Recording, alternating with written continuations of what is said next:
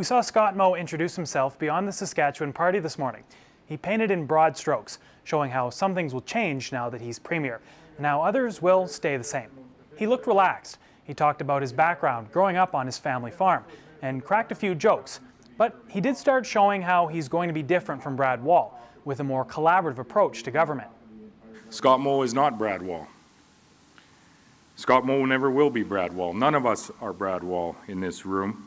He also used the speech to announce when the budget will be released, April 10th. He says it will be tight, like last year's. Moe also announced his intention to consult with SUMA about changing the revenue sharing program in the Grants-in-lieu money.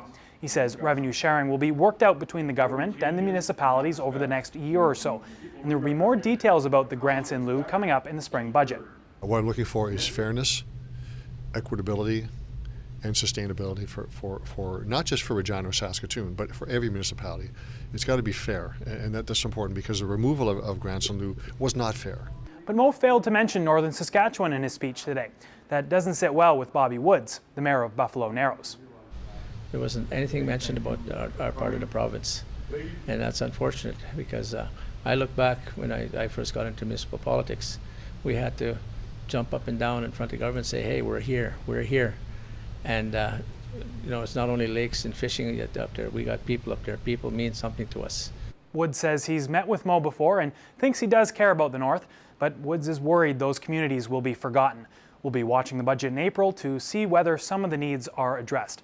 Alex Brockman, CBC News, Regina.